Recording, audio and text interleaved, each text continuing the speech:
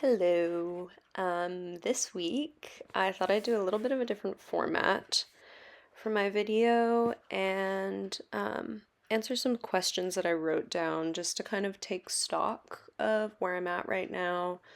Um, and this is where I found a bug on one of my plants that had chewed up this leaf, and he was on the leaf, and then I flushed him down the toilet.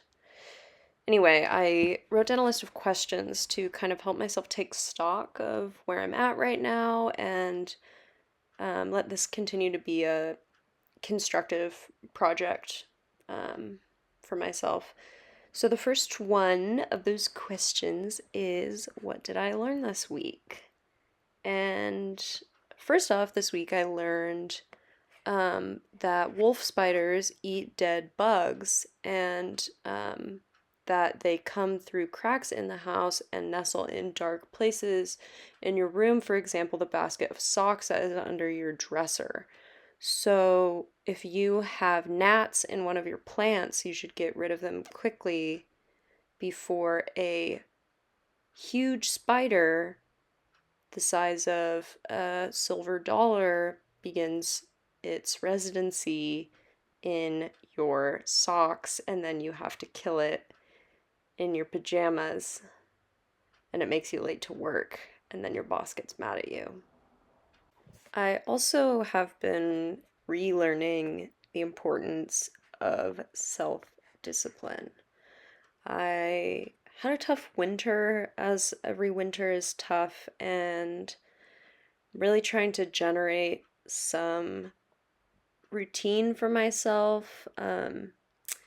And I've been exercising a lot more recently. And of course, I forget every time that exercise literally cures like every ailment of the psyche. Um, and it's been an important reminder um, that if I need energy or uh, direction, even, or motivation, it's really important for me to move my body and be outside a little bit. Another question that I have written down is, what am I working on? And I guess that kind of is answered by what I said in the first question, too. I'm working on self discipline. I have been trying to keep the promises that I make to myself to accomplish things in the most minor sense. Like, I've been cooking at home more. And also, it's like the things that, I would say are minor are actually like major. Like, they're the fundamentals of being, they're the fundamentals of being present. Like cooking at home more and bringing my lunch to work instead of buying something.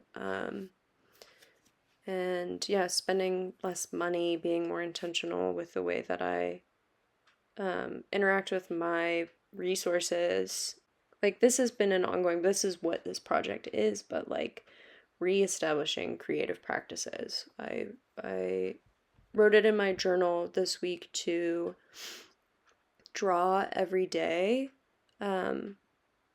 which like I like create this like chart for myself to like help kind of keep track of what I need to do every day, which is a bit neurotic, but you know what? It works for me. And I I put to draw every day, and it, even just that tiny bit of like sketching for 5 minutes, 10 minutes, 15 minutes, like it does reconnect some neural pathways that I can see the results of elsewhere in my life. And I would say that like eating healthier is something I've been working on. Like I said, like more intentional choices with my food, which was something that I realized I'd been slacking on. I was raised to eat very well. My mom was a dietitian and a nutritionist, so I like had a really firm foundation of understanding and appreciation for nutrition and energy and like balanced diets, and which I am incredibly grateful to have that knowledge be innate to me and innate to my family culture and my personal culture. It's something that I recognize now as like a huge gift. The older I get and the more I realize that's not a common experience that people have. Um, so I'm grateful for that, and I am trying to kind of realign with that value and those understandings of that being like so foundational to like a happy life. Um, and I have already, even just in a couple of weeks of kind of realigning with those things, like I can already feel the results of it. I do feel like I have more energy. I feel more at home in my house just by nature of being there and being present. Um, yeah, so those are some things that I'm working on. And um, my final question that I have written down for myself is, what am I excited about? I am excited about cooking more. It's something that I really love to do and am fairly good at, frankly. And it's nice to kind of reestablish my relationship with that. Um, and through that, my relationship with myself. And another thing that I'm excited about is in my ballet class, I finally nailed my pirouettes again. And that's something I've been working on for years. I used to be able to do them just fine and then took a few years off from dancing and like gathered this fear of turning. I don't know where it came from or what happened, but I managed to conquer that this week in class, and um I feel like a big confidence boost from it. I feel like there was something like spiritual that I needed to overcome, and my teacher like cheered for me, and it it was huge. It was huge for me. Another thing that I'm excited about is the coming of spring. Oh my God, am I excited for it? Look here, I'm literally like basking in the sun. It was such a rainy winter. It was brutal. And I mean, it hasn't stopped, but I am so looking forward to warmer weather, to longer days, to it being light out in the evening, to like sitting on the porch and enjoying the neighborhood and not feeling so cooped up in my house and trapped in my car that has a leak in the roof. There's just like things that make you feel dismal, and there are things that set you free. And the rain, incessant, endless rain, makes me feel dismal, and spring and sun and warmth sets me free. And I am really looking forward to that freedom.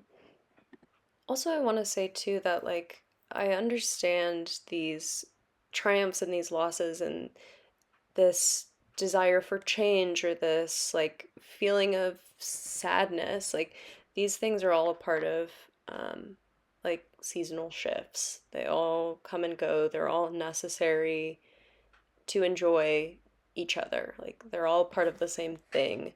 Um, but I do think that there is a lot of value in zeroing in on things and being like, okay, you know what, this is the time for this is now, and also being able to zoom out and say, um, the time for this is now because the time for this other thing was then.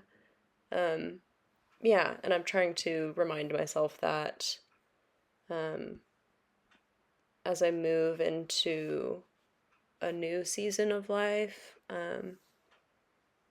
that the old season like was important and valuable, just as valuable as the new season is.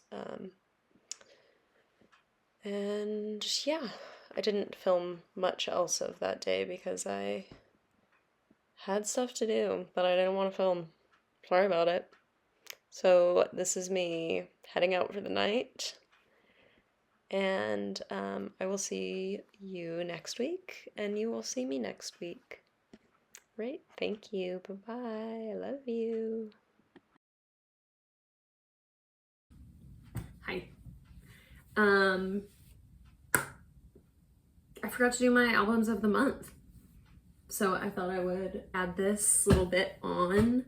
So for February, my favorite of week 1 was 30 by Adele. Wonderful album, touching, sweet. The one where she's talking to her son was wonderful. I love the kind of like the like lo-fi one. There been time for me. Ding, ding, ding. I love that one. It's just like I like her with a new sound instead of just these like dramatic ballads with her like big voice. It was nice to have some. It was very like intimate, and I appreciated that. The second week, Lil Yachty, Let's Start Here, which is his like psych rock album. Listen to that in the desert. Great album. Really enjoyed it. Interesting, cool, engaging. A pleasure to listen to. Third week I listened to The Chicks Fly, which kind of crazy. I've never listened to before, but I enjoyed it. Like, I mean, of course I've heard, I don't know, I never listened to it all the way through with intention, and I adored it. I'm excited to listen to it again. And then also another one that I'm embarrassed to say that well, actually, you know what? I think I have listened to it all the way through, but I kind of like fell off with Beyonce after her self-titled album. And I think it was because it was when Tidal happened and all her music was on Tidal. Lemonade got released on Tidal, like the visual album, and I just like wasn't gonna do that whole thing, like sign up for another streaming service because I was like, no, it's just not gonna happen. So I listened to Lemonade start to finish, like, and it was of course incredible. I also think when it came out, I was like too young to like really hear it. Like I listened to it or whatever, but I wasn't like able to feel the weight of it. And it was fucking phenomenal. It was an incredible album, of course. And I think that might be the top from the month. I also really liked Over It by Summer Walker. I enjoyed it. It was really fun. And I'm just a pop girl. I like pop. What can I say? Yeah, Lemonade was absolutely the best album of the month. Honorable mentions include Lodger by David Bowie, which is one of his like 90s, late 80s, 90s albums. There's some good songs on that I liked a lot. Also Smile by Katy Perry was fun and like sweet. And I think she has some underrated songs on that album. And I enjoyed listening to that one as well. And those are all my albums or my top picks from February. Yeah, that's it. I'll see you and me.